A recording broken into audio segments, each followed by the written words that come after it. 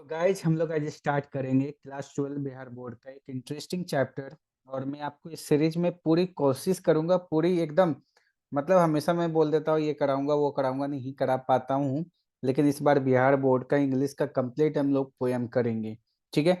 तो आज हम लोग स्टार्ट करेंगे माई ग्रैंड मदर्स हाउस, जिसको हम लोग कह सकते हैं कि मेरी दादी माँ का या मेरी नानी माँ का घर मकान।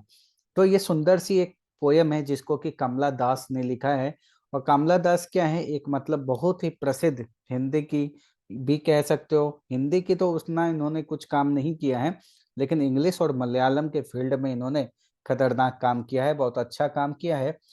तो आप लोग जानते हैं कि जब भी हम छोटे हैं या छोटे बच्चे होते हैं, उन्हें उनके दादा दादी के द्वारा, उनके उनके नाना नानी के द्वारा जितना प्यार मिलता है, शायद उन्हें उनके बचपन में उतना प्यार कहीं और नहीं मिलता है। तो ये जो पोयम है कमला दास पूरा नरेट कर रही हैं, बता रही हैं अपने किसी प्रियजन को।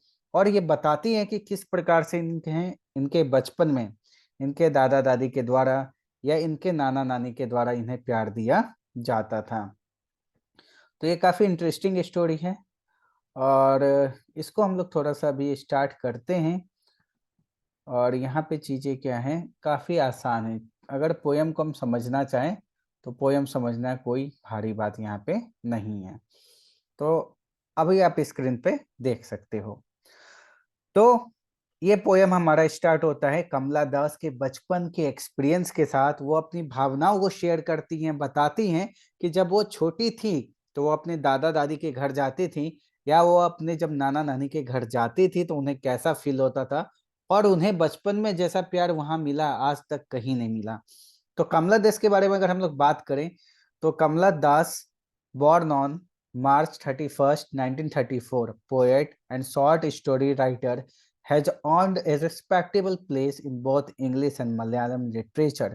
कमला दास की बात करें, इनका जन्म 31 मार्च 1934 में हुआ। कवि और लघु कथाकार के रूप में अंग्रेजी और मलयालम दोनों भाषाओं में साहित्य के क्षेत्र में इन्होंने काफी उपलब्धियां हासिल की। इनके प्रमुख अगर हम लोग रचनाओं की बात करें तो summer in Kolkata, siren, the descendant, old play house and other poems, the अनामेंटल poems, only saint knows house to sing और यस अल्लाह, इनकी प्रमुख रचनाएं हैं। और आप इनको याद रखिएगा क्योंकि ये सभी चीजें एमसीक्यू में पूछ दी जाती हैं कई बार।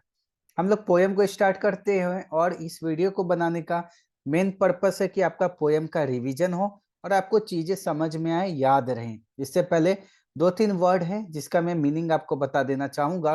पियर का मीनिंग है, आप यहाँ पे देख रहे होंगे, पियर का मीनिंग होता है हमारा झांकना। उसके बाद अगर हम लोग बात करें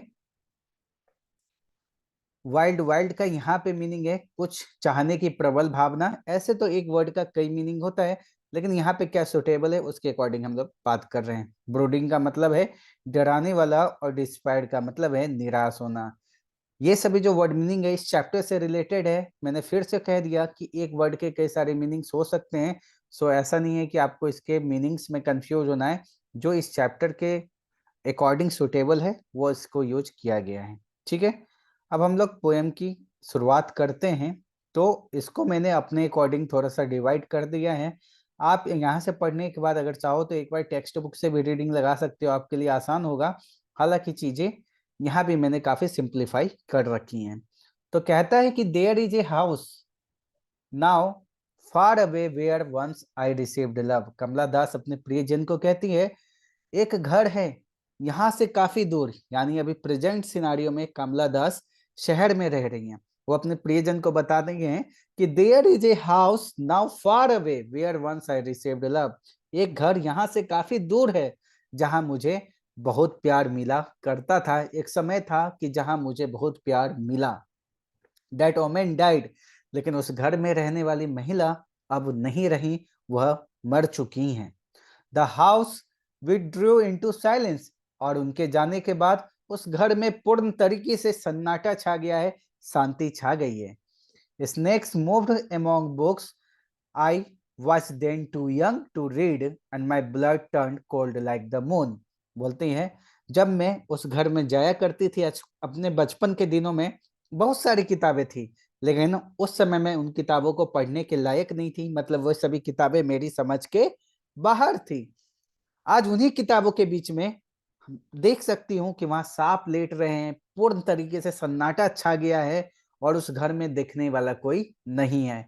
और जब भी मैं इन चीजों के बारे में सोचती हूँ, my blood turn cold like the moon, एकदम चांद की तरह मेरा मन ठंडा पड़ जाता है, मेरा रक्त शीतल पड़ जाता है।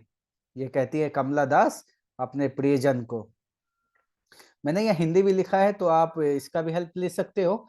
ऐसे मैं एक्सप्लेन कर रहा हूं, अगर आप लोग ध्यान से देखोगे तो ये आपके लिए सफिशियंट है। How often I think of going there, मैंने कितनी बार सोचा कि मैं एक बार वहां पे जाऊं। There to peer through blind eyes of the window और just listen to the frozen air, कई बार मैंने सोचा वह घर, उसकी खिड़कियों पे अब धूल जम चुका है। कई बार मैंने सोचा उन खिड़कियों से मैं अंदर झांकूं, वहां की हवा जो शांत पड़ चुकी है, वहां का माहौल जो एकदम निर्जीव हो चुका है, मैं उसे महसूस करूं, मैं उसे देखूं। और आगे ये क्या कहती हैं कमला दास, यहाँ नहीं रुकती हैं, ये आगे अपनी बात को बताते हुए अपने प्रियजन को कहती हैं, थोड़ा सा मैं इसको इरेज करता हूं।